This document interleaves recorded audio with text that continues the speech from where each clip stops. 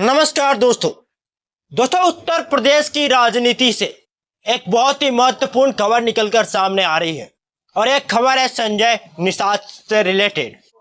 दोस्तों, संजय निषाद का बयान वैसे तो आते रहता है, बट इस बार के जो बयान निकलकर सामने आ रहे हैं वह भाजपा के लिए टेंशन खड़ा कर सकता है। दोस्तों, आपको पता होगा कि संजय निषाद उत्तर प्रदेश कैबिनेट में मंत्री है, भाजपा के सहयोगी दल के राष्ट्रीय अध्यक्ष हैं, निषाद पार्टी के राष्ट्रीय अध्यक्ष हैं और वह भाजपा के तारीफों के पुल बांधते रहते हैं। बट इस बार डायरेक्ट उल्टा हुआ है। आपको यह भी पता होगा कि संजय निषाद के एकमात्र बेटे जो संसद का चुनाव लड़ रहे थे, प्रवीण निषाद, वो भी संत कबीर नगर से हार गए। उसके बाद भाजपा के बड़े शीर्ष नेतृत्व पर संजय निषाद गुस्सा है। उसके बाद अपने बेटे के हार का ठिकरा उन्होंने भाजपा के कार्यकर्ताओं पर फोड़ दिया और कहीं ना कहीं अंदर खाने वो भाजपा से नाराज चल रहे हैं।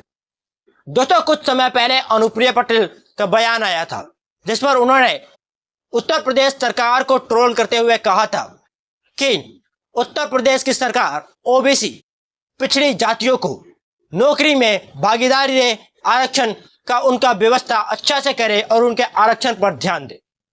इसके बाद उत्तर प्रदेश के कैबिनेट मंत्री संजय निषाद, निषादों के बड़े नेता, पॉलिटिकल गॉडफादर ऑफ फिशरमैन कहे जाने वाले निषाद पार्टी के राष्ट्रीय अध्यक्ष संजय निषाद का बयान निकल कर सामने आ रहा है।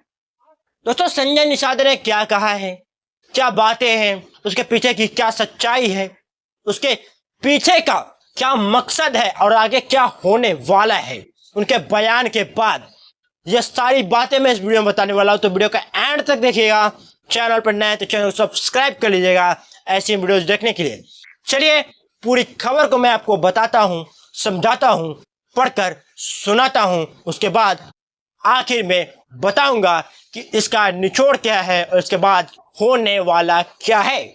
चलिए जानते हैं खबर को। दोस्तों, ये खबर निकलकर सामने आ रही है उत्तर प्रदेश के न्यूज़पेपर से। दोस्तों, पूरी खबर क्या है मैं स्पष्ट रूप से आपको डिक्टो पढ़कर बता देता हूं। दोस्तों, खबर में लिखा हुआ है कि केंद्रीय मंत्री अनुप्रिया पटेल के बाद अब उत्तर प्रदेश सरकार के मत्स्य मंत्री निषाद पार्टी के मुखिया डॉक्टर संजय निषाद ने सरकार को नसीहत दे दी है। कहा है कि आरक्षण से जुड़ी विसंगति को दूर करना सरकार की प्राथमिकता होनी चाहिए। यानी कि बहुत ही कड़े लहजों में यह बातें कर रहे हैं भाजपा से। उसके बाद इस मामले पर चर्चा कर विसंगति दूर करना चाहिए। कांग्रेस, सपा व बसपा ने आरक्षण की अनदेखी की तो उनका क्या स्थिति है देख लीजिए। ये भाजपा को बोल रहे हैं, एक तरह से नसीहत दे रहे हैं कि देख लीजिए, सपा और बसपा और कांग्रेस ने आरक्षण का विरोध किया या फिर आरक्षण को अनदेखा किया तो उनकी क्या स्थिति है, वो सरकार से बाहर हो गए हैं, देख लीजिए। भाजपा को वो नसीहत दे रहे हैं। भाजपा के ही केंद्र में वाले भाजपा की सरकार में मंत्री है, केंद्र में भी भाजपा की सरकार, उसके बाद देखिए नसीहत दे रहे हैं। चलिए आगे क्या बोलते हैं देखता हूँ। संजय निषाद ने शनिवार को कहा कि किन परिस्थितियों में अनुप्रिया पटेल ने पत्र लिखा है ये तो वही बता पाएंगी, लेकिन आरक्षण के मुद्दे पर सपा, बसपा और कांग्रेस खत्म हो गई। आरक्षण संविधान का दिया हुआ महत्वपूर्ण हक है। आरक्षण में विसंगति दूर होनी चाहिए। मेरा मानना है कि कुछ कमियां हैं तो उन्हें चर्चा करके दूर कर लिया जाना चाहिए। यह वो भाजपा को कह रहे हैं कि अगर कोई भी दिक्कत है आरक्षण से संबंधित तो उसे दूर कीजिए चर्चा करके। उसके बाद कई मुद्दे चर्चा से हल हो जाते हैं और ये भाजपा को बता रहे हैं संजय निषाद की कई मुद्दे चर्चा से हल हो जाते हैं तो आरक्षण का भी मुद्दा हल हो सकता है, तो इसलिए चर्चा करनी जरूरी है। उसके बाद सरकार में रहते हैं तो कई बार बड़े मुद्दे पर चर्चा से समाधान हो जाता है, इस पर चर्चा होनी चाहिए। कैसे ये सब हो रहा है। उन्होंने यह भी कहा कि निषादों के आरक्षण के मुद्दे पर भी चर्चा होनी चाहिए। आज निषाद समाज सड़क पर आ गया है। आज सपा ने आरक्षण का भय दिखाकर 37 सीटें जीत ली। ये तो रही संजय निषाद की पूरी बयान। अब मैं इसके पीछे का बात और आगे की राजनीति समझाता हूं। दोस्तों, संजय निषाद बोल रहे हैं कि भाजपा आरक्षण पर चर्चा करे, ओबीसी को आरक्षण, निषादों को आरक्षण पर वो चर्चा करे, उन्हें आरक्षण दे, आरक्षण का फायदा पहुंचाने के लिए जो भी विसंगतियां हैं उसे दूर करने का काम करे आपस में चर्चा करके। और ये भी बोल रहे हैं कि आरक्षण का डर दिखाकर सपा ने 37 सीटें जीत ली, जो कि सरासर गलत है। देखिए, आरक्षण का ही डर नहीं बल्कि सपा ने अपने ओरिजिनल मुद्दों पर राजनीति की, जनता ने भरोसा जताया और उसके बाद सपा को 37 सीटें मिली। ये कह देना कि आरक्षण का डर दिखाकर सपा ने 37 सीटें जीती तो फिर आप घंटा उखाड़ रहे थे क्या? आप भी तो कुछ रणनीति बनाकर, आप भी ये बताकर कि मैंने आरक्षण दे दिया, सत्ता में आ सकते थे, फिर से 37 थे या 40 सीटें जीत सकते थे, लेकिन ऐसा आपने तो किया नहीं।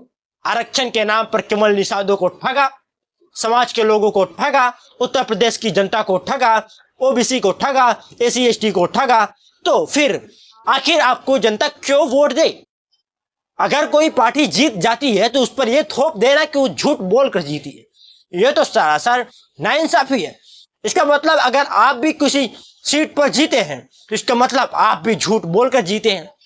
देखिए, ऐसी राजनीति नहीं करनी चाहिए। अगर आप निषादों के आरक्षण की लड़ाई लड़ते हैं तो मजबूती से उठाइए आवाज, और निषादों के आरक्षण के लिए पद से इस्तीफा भी देना पड़े तो दे दीजिए, और सरकार के खिलाफ लड़ाई लड़ना भी पड़े तो लड़ाई लीजिए, लड़िए, और मजबूती से सरकार के सामने अपने आवाज को उठाइए, ना कि सरकार के सामने झुक कर रहिए। दोस्तों, ये था संजय निषाद का बयान, और ये थोड़ा सा टाइट आवाज में बोल तो रहे हैं भाजपा के सामने, बट इसका कोई असर पड़ने वाला मुझे नहीं लग रहा है दोस्तों, क्योंकि उत्तर प्रदेश की राजनीति में संजय निषाद चाह रहे हैं कि अभी वो मंत्री बने रहें, और अगर मंत्री बने रहना है तो भाजपा के खिलाफ बोलने से बचना पड़ेगा, और यही वो काम करेंगे। भले ही कुछ बातें इन्होंने बोल दी है, इस आर्टिकल में आपको देखने को मिला, बट संजय निषाद भाजपा के खिलाफ अभी जाने वाले नहीं है। तो ये रही खबर संजय निषाद की, उत्तर प्रदेश के एक राजनेता की। तो दोस्तों, इस बयान से आपको क्या जानने को मिला, क्या सोच रहे हैं आप इस बयान से रिलेट करके? संजय निषाद क्या सच में निषादों की राजनीति करते हैं या फिर नहीं? कमेंट सेक्शन में जरूर लिखिएगा, और ऐसी वीडियोज के लिए इस YouTube चैनल को जो सब्सक्राइब कर लीजिएगा। मिलते हैं नेक्स्ट वीडियो में, तब तक के लिए धन्यवाद।